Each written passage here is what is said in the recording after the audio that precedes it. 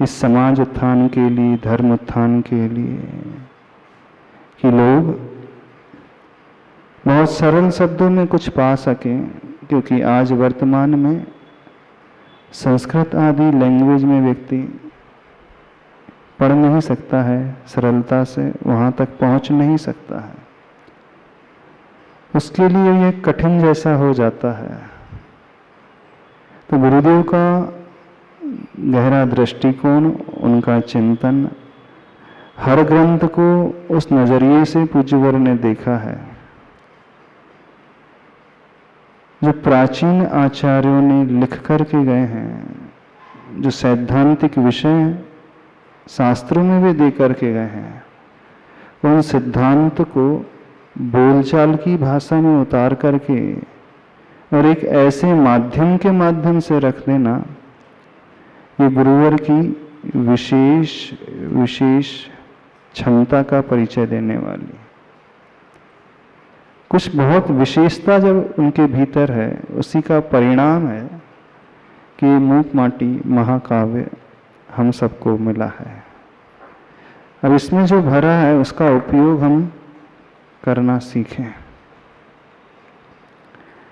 इसमें से उस रहस्य को हम पकड़ना सीखें।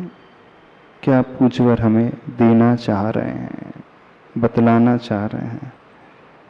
और जिसे ये समझ में आ जाता है, उसके आनंद का पारावार नहीं रहता है। इसकी कद्र जो है अन्य विद्वानों ने की है, ब्राह्मण विद्वानों ने की है, जो साहित्य में अपना अग्रणी स्थान रखते हैं। क्योंकि हीरे की पहचान हर एक व्यक्ति नहीं कर सकता। हीरे की पहचान के लिए दृष्टि चौहरी की होना आवश्यक है। तो इसकी कीमत, इसकी वैल्यू उन विद्वानों ने बढ़ाई है जिन इसका आलोड़न किया है, इसे पढ़ा है। जब इसकी गहराई तक वे पहुंचते हैं तो हतप्रभ रह जाते हैं, आश्चर्य से भर उठते हैं कि एक ऐसा व्यक्ति भी जो कन्नड़ भाषी रहा हो,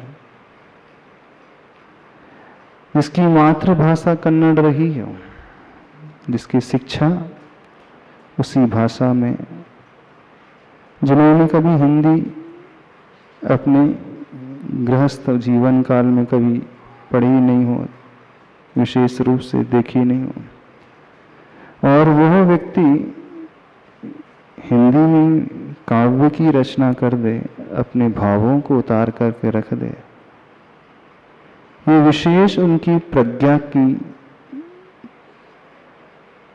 अथवा उनके ज्ञान की पराकाष्ठा समझना।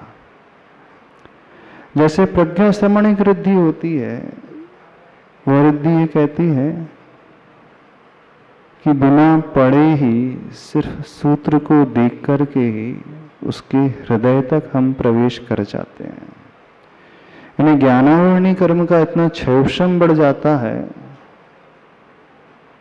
बिना शास्त्रों का आलोड़न किए हुए ही उसके विषय तक प्रवेश कर जाना, ये प्रज्ञा श्रमणिक रिद्धि का चमत्कार होता है। ऐसा प्रतीत होता है वर्तमान में भले ही गुरुदेव के पास अथवा पंचम काल में भले ही रिद्धियां नहीं होती हैं, पर ऐसा प्रतीत होता है गुरुदेव का विशेष क्षोभशम प्रकट हो गया, या तो अपने गुरु की सेवा से, विनय के भाव से, समर्पण के भाव से, निर्तिचार निर्दोष चारित्र के पालन से, और ज्ञान आदि के प्रति जो विशेष लगाव, जो रुचि, उसके माध्यम से आचार्य भगवान को वो रिद्धियां जैसे भाव ही प्राप्त हो गए हैं। तो इतना कुछ इस मूक माटी महाकाव्य में भरा हुआ है। कितने लोगों ने मूक माटी महाकाव्य पढ़ा है? इसके पूर्व पढ़ा है? पढ़ा हुआ है, सुना होगा किसी से। वाचन की बात नहीं कर रहे हम, शब्दार्थ की बात नहीं कर रहे हैं। जो गहराई आचार्य भगवान ने इसमें भरी है, उस गहराई तक प्रवेश करने, उसकी हम बात कर रहे हैं। वो गहराई कुछ अलग ही प्रकार की गहराई है। सामान्य व्यक्ति हम नहीं पहुंच पाते हैं, गुरुवर ही पहुंच पाएंगे उनकी गहराइयों तक, क्योंकि वो ही जानते हैं कितना गहरा भाव इसमें छिपा हुआ है। फिर भी थोड़ा बहुत भी यदि हम पास आए, उसके निकट पहुंच जाएं, तो भी ये भी बहुत बड़ा कार्य हो जाएगा कि हमने गुरुदेव को समझने की कोशिश तो की। अपने अल्प ज्ञान के बल पर ही, अल्प प्रज्ञा के बल पर ही, जितनी अपनी बुद्धि है, जितना अपना क्षोभ श्रम है, उसी के अनुसार कोशिश कर रहे हैं। इधर उधर व्यक्ति समय व्यतीत कर देता है, इधर उधर के शास्त्रों को पढ़ने में, मैगजीन आदि पढ़ने में, टीवी आदि देखने में। उससे अच्छा है, लाख गुना अच्छा है, कुछ इस प्रकार का स्वाध्याय होना चाहिए जिससे उसका न केवल ज्ञान का विकास हो, बल्कि चरित्र का भी विकास हो। तो इस मूक माटी काव्य, महाकाव्य में सब कुछ भरा हुआ है, सब कुछ इसमें समाया हुआ है। जो बाहर दुनिया में है वह इसमें है, और जो इसमें नहीं वो दुनिया में नहीं। क्या कह रहे? जो बाहर हमें मिल जाएगा वह सब कुछ इसमें मिलेगा, और जो इसमें कुछ नहीं मिलेगा तो बाहर भी कुछ नहीं होगा। उस क्षेत्र में जो हमें विकास की ओर लेकर के जाता है, ऊपर हमें उठा करके रखता है। धर्म भी इसमें भरा हुआ है, धर्म का मर्म भी इसमें छिपा हुआ है। चले 230 नंबर पेज, अंतिम पैरा। उपाय की उपस्थिति ही पर्याप्त नहीं है, उपादेय की प्राप्ति के लिए अपाय की अनुपस्थिति भी अनिवार्य है, और वह अनायास नहीं प्रयास साध्य है। 230 पेज नंबर। ये विषय थोड़ा सा कल टच किया था। लक्ष्य को पाने के लिए मात्र रास्ता ही पर्याप्त नहीं होता है, बल्कि जो उसमें बाधक कारण होते हैं उनका अभाव होना भी बहुत जरूरी होता है। आप प्रत्येक दिन घर में माचिस की तीली का प्रयोग करते हैं दीपक जलाने के लिए। मंदिर में हवा चल रही हो, पंखा चल रहा हो, सबसे पहले क्या करते हो? फैन ऑफ करते हो। आपने क्या किया? क्यों फैन ऑफ कर दिया? वो बाधक था, है ना? आपके दीपक प्रज्वलित करने में वो बाधा उत्पन्न कर रहा था, क्योंकि जब तक वो चलता रहेगा आरती जल नहीं सकती। तो पहले माचिस की तीली जलाते हो कि पहले पंखा बंद करते? ऐसा तो नहीं कि तीली जला ली फिर बाद में चल। हाँ, यदि आप बिना पंखा बंद किए जलाओगे तो वो बुझ जाएगी तीली। आपकी मेहनत, आपका श्रम, आपकी ऊर्जा, आपका पैसा व्यर्थ चला जाएगा। तो पहले आपने क्या देखा? हवा कहाँ से आ रही है उसे बंद करना है, क्योंकि वो हवा आपके दीपक को बुझा रही थी। तो हवा के स्रोत को आपने बंद किया, यानी उस बाधक कारण को हटाया।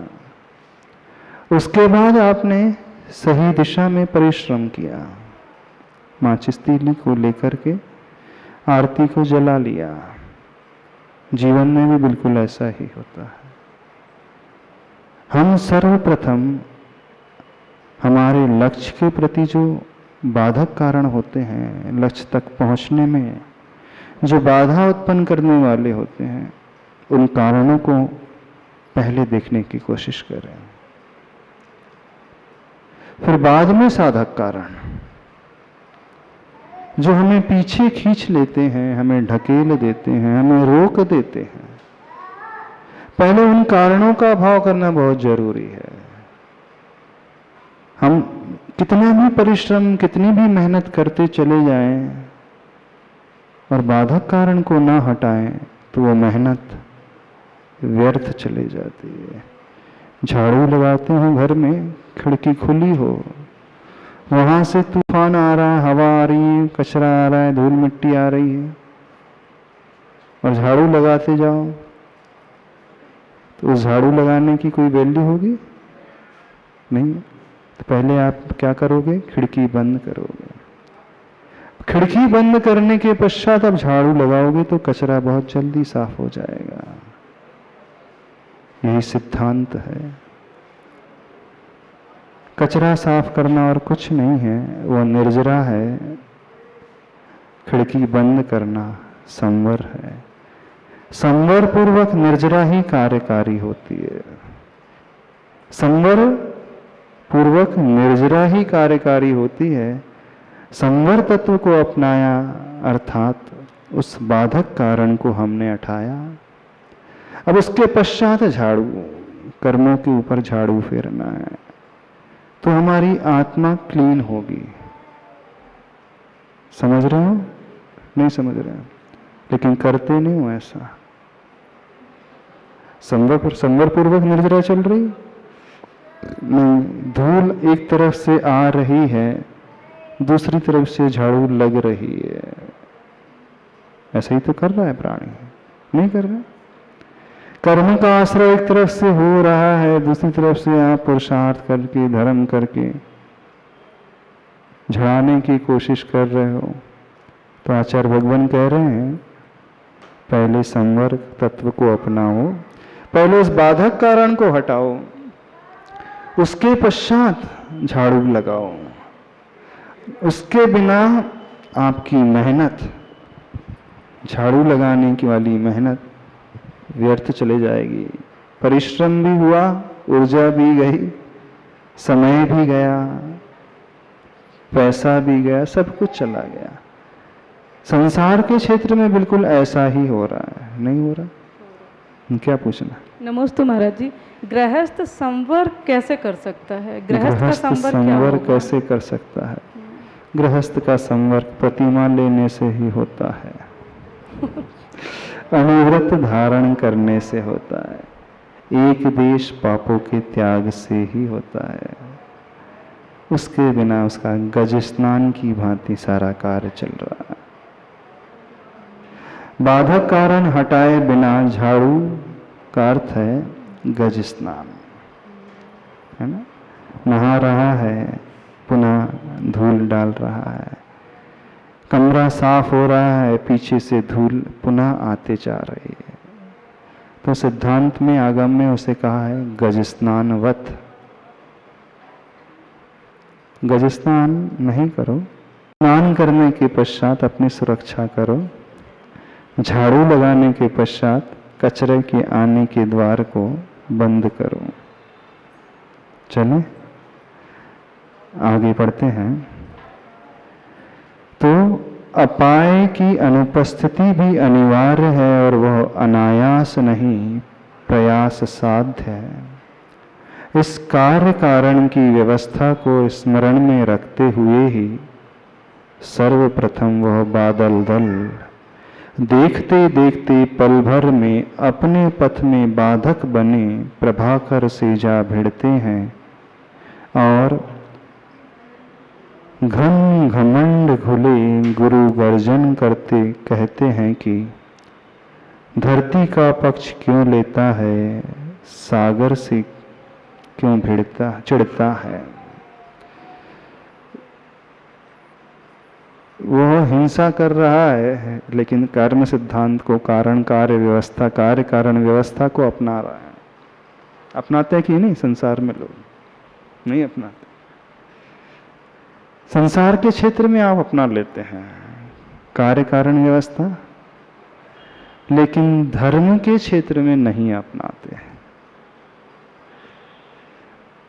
गृहस्थी में रहते हुए आप पहले खर्चे ज्यादा कहाँ हो रहे हैं उसको बचाते हो। इनकम के साथ साथ आप सेविंग जो कर रहे हो, अननेसेसरी जो खर्चे होते हैं ना, उन छिद्रों को आप बंद करते हो, यानी बाधक कारणों को तो हटाते हो। फिर इसके साथ फिर आप इनकम का सोर्स खोजते हो, कहां से पैसा आएगा। गृहस्थी जब मैनेज करते हो तो उसमें भी महिला वर्ग यही करता है कि तो सांसारिक क्षेत्र में वो कारण कार्य व्यवस्था को अपना लेता है, लेकिन धार्मिक क्षेत्र में हो रही है? नहीं हो रही। संवर पूर्वक निर्जरा नहीं चल रही है, आश्रव पूर्वक निर्जरा ही चल रही है। कोशिश करें संवर पूर्वक निर्जरा को अपनाने की।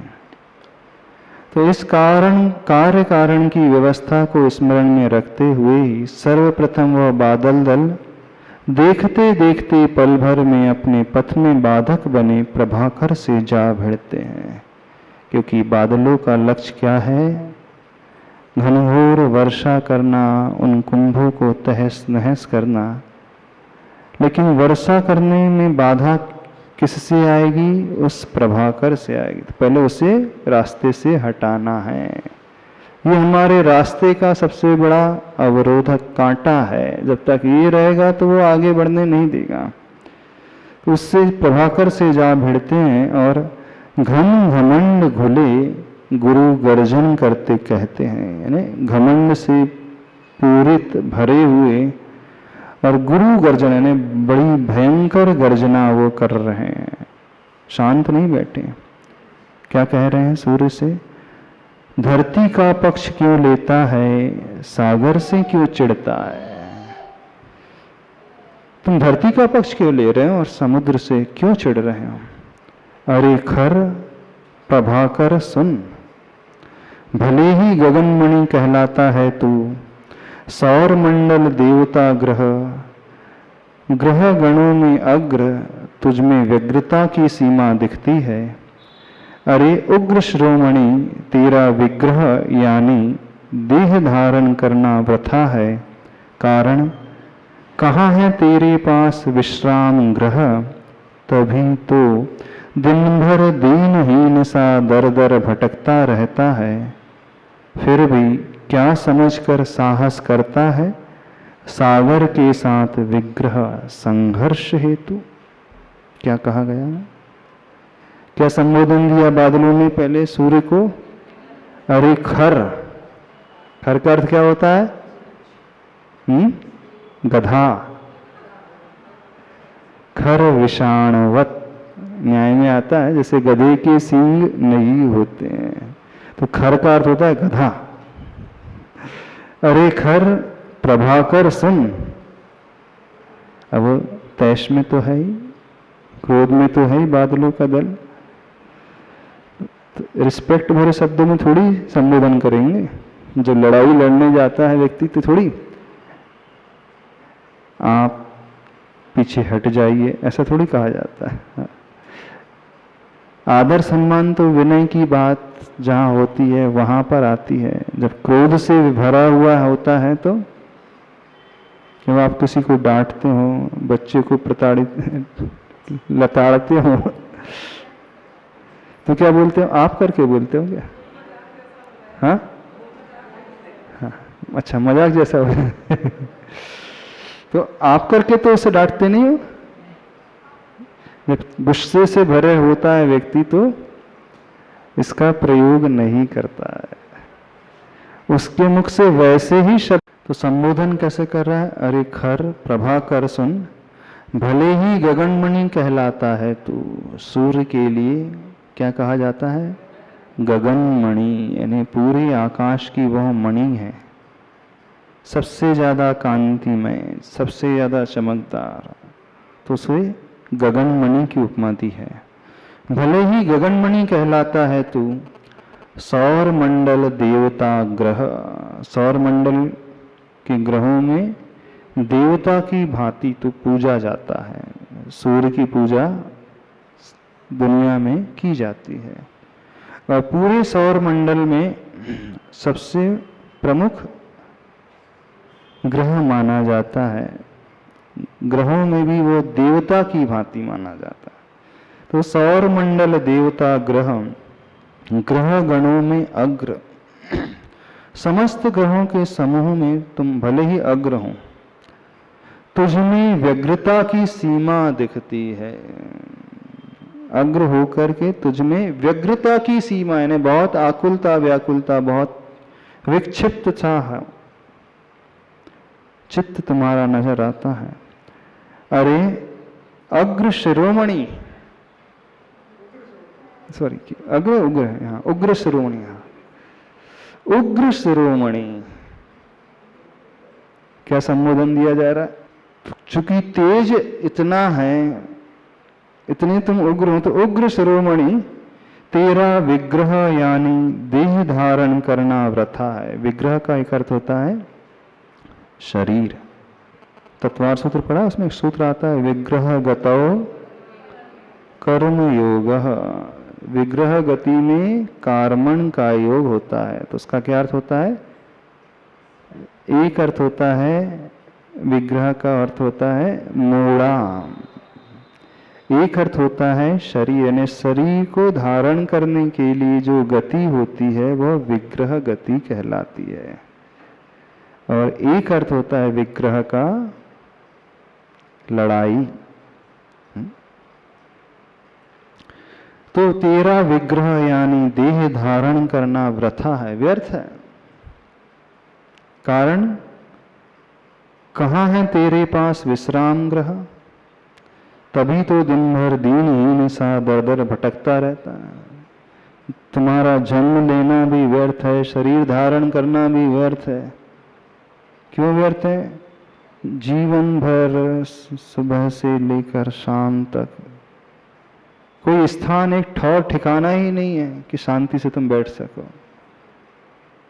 भटकते ही रहते हो दर दर। बात तो सही की जा रही, नहीं की जा रही। सूर्य की भी क्या स्थिति है?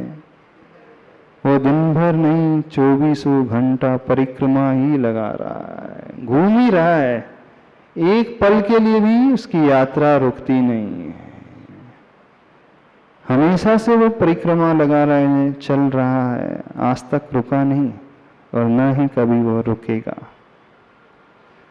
तो बोले शरीर भी मिला लेकिन दर दर भटक रहे हो, ऐसा जीवन भी किस काम का? शांति से चैन से कहीं विश्राम ना ले सको, तुम्हारा कोई घर ही नहीं है, ये कोई जीवन है?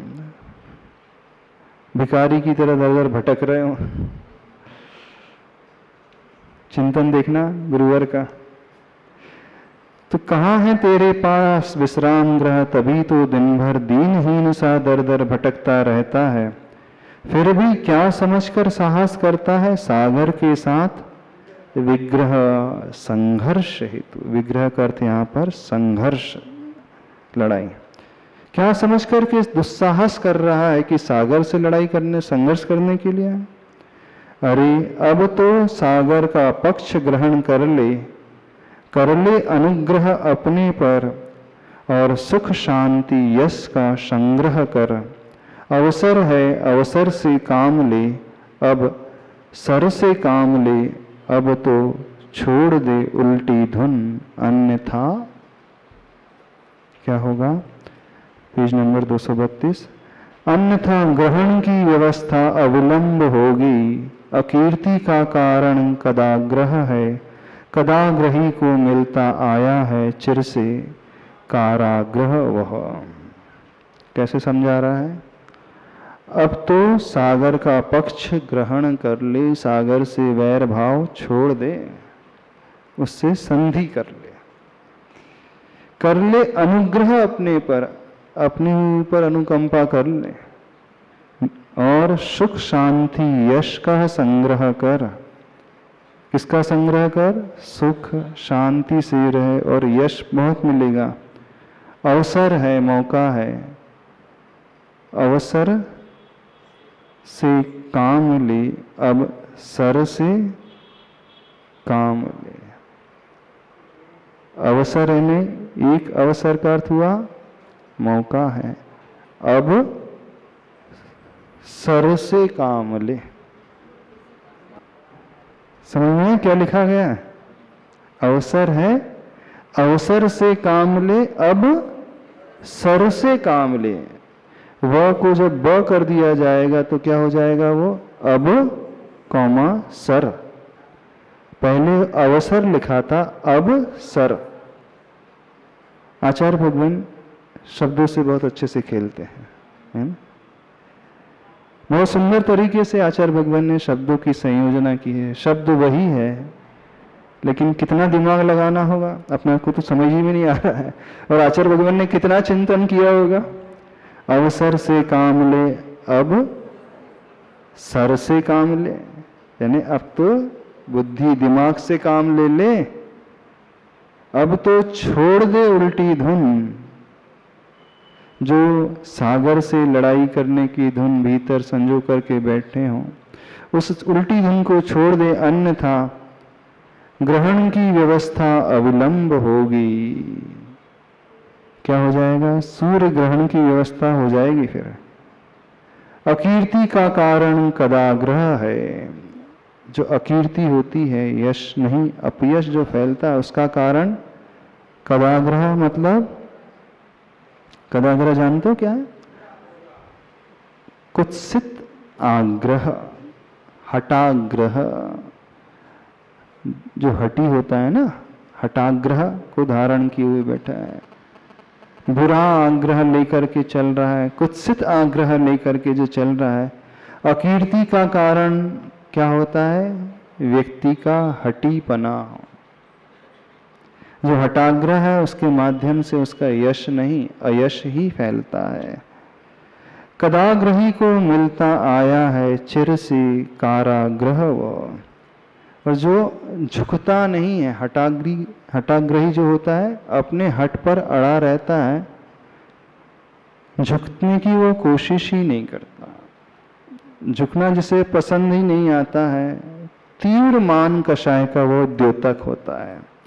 और जहां तीव्र मान कषाय होगी, उसके माध्यम से उसे भटकना पड़ेगा। कहाँ? चिर से काराग्रह वह। कषाय के माध्यम से हम कारागृह में कैद हो गए। शरीर रूपी घर रूपी कारागृह में कषाय के कारण यह आत्मा फंसी हुई है। क्या अर्थ है? एक तो अर्थ यह भी निकलता है।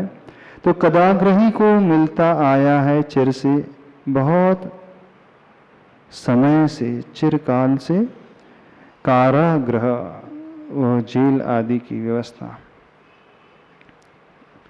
आगे, कठोर कर्कश कर्ण कटु शब्दों की मार सुनकर दसों दिशाएं बधिर हो गई।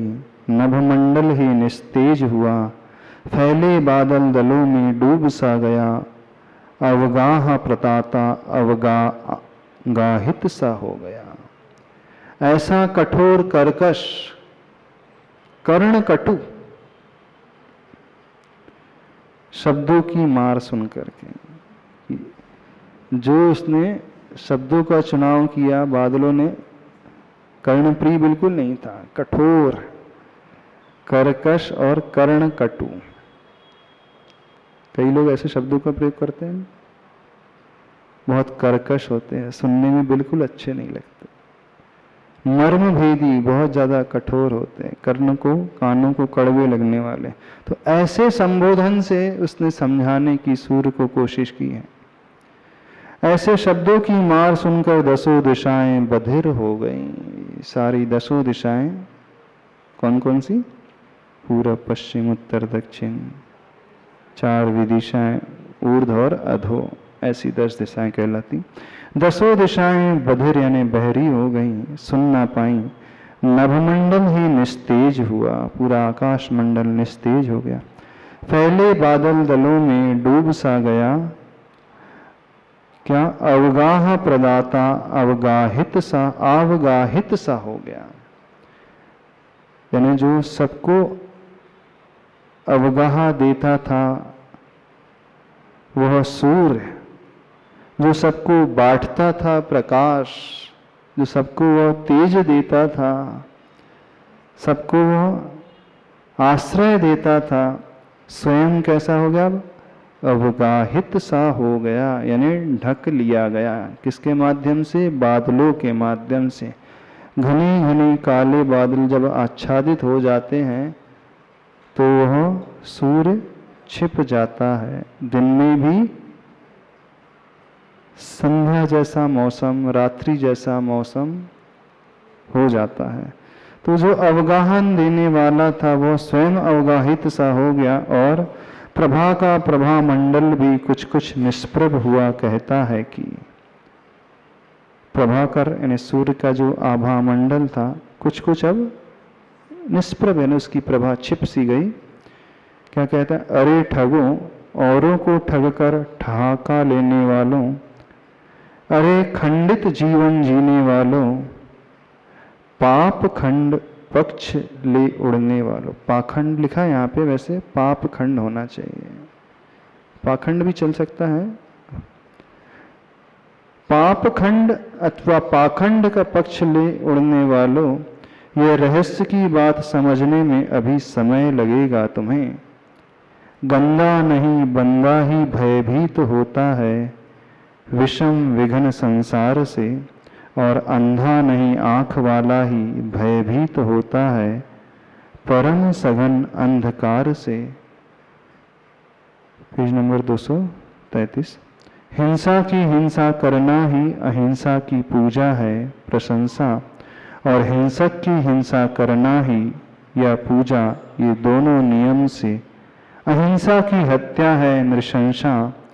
धीरता ही वृत्ति वह धरती की धीरता है, और कायरता ही वृत्ति वह जलधि की कायरता है। क्या कह रहा है वो? क्या समझा रहा है? समझ में आ रहा है? नहीं समझ में आ रहा है? क्या आचार्य श्री पहले 6-6 क्लास 5-5 क्लास रोज पढ़ाते थे। प्रातःकाल सागर वाचना में 7:30 से 9:30, दोपहर में, फिर शाम को नॉन स्टॉप चलती थी। क्या कहा जा रहा है? प्रभाकर का प्रभा मंडल भी कुछ कुछ निष्प्रभ हुआ। कहता है कि अरे ठगों, औरों को ठग कर ठहाका लेने वालों, उन बादलों को संबोधन वो कर रहा है। अरे खंडित जीवन जीने वालों, अखंडित जीवन नहीं जी रहे हो, टुकड़ों में जीवन जीने वालों। पाखंड पक्ष ले उड़ने वालों, अथवा पाप खंड का पक्ष लेकर के उड़ने वालों तुम बादल। क्योंकि किसका पक्ष ले रहे हैं वे बादल? समुद्र का पक्ष ले रहे हैं, पाप का खंड का पक्ष ले रहे हैं, अथवा उस पाखंड का पक्ष ले रहे हैं। तुम पाप अथवा पाखंड पक्ष लेकर के उड़ने वालों, यह रहस्य की बात समझने में अभी समय लगेगा तुम्हें। कौन से रहस्य की बात? गंदा नहीं बंदा ही भयभीत होता है विषम विघन संसार से।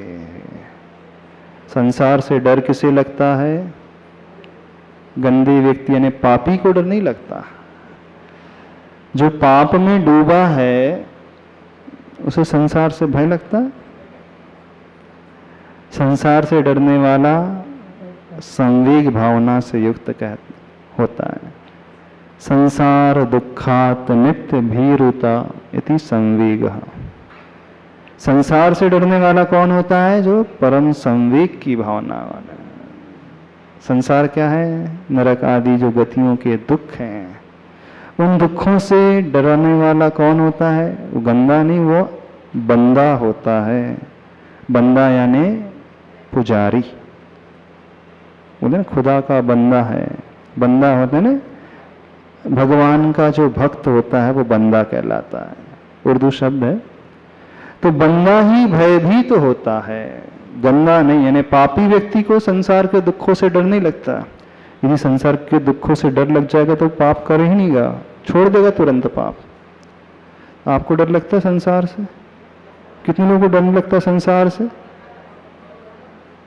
पाप करना छोड़ दिया आपने? छूट गया पाप? अब जैसे संसार से डर लगे यानी संवेग भावना से भर उठेगा वो। संवेग भावना कौन सी भावना कहलाती है? संसार शरीर भोगों से वो उदासीन हो जाएगा। संवेग भावना से उसके भीतर वैराग्य उत्पन्न हो जाएगा। संसार का चिंतन कैसा होता है? जगत काय स्वभाव व संवेग वैराग्यार्थम। इस जगत के चिंतन से, संसार के चिंतन से वह संवेग भावना से भर जाता है, यानी वो दुखों से डर उठता है। कौन से नरक आदि गति में जो दुख मिलते हैं ना, उसे कौन सहे। इस कारण ऐसे कार्य करना ही ना पड़े जिससे नरक जाना पड़े। तो संवेग भावना भाने वाला व्यक्ति फिर गलत कार्य करना, हिंसा की कार्य करना, पाप करना, बहुत आरंभ की जो क्रियाएं हैं जो नरक लेकर के जाती हैं, उन क्रियाओं को वो छोड़ देता है। तो कहाँ जा रहा है? गंदा नहीं बंदा ही भयभीत होता है विषम विघन संसार से। संसार कैसा है? विषम है, सम नहीं है, समता से भरा हुआ नहीं। कदम कदम पर कठिनाइयां जहां भरी हुई हैं, कदम कदम पर दुश्वारियां प्रतिकूलताएं जहां भरी हुई हैं, और कैसा विघन यानी घन रूप से, थोड़ी भी नहीं, अल्प नहीं, बहुत अधिक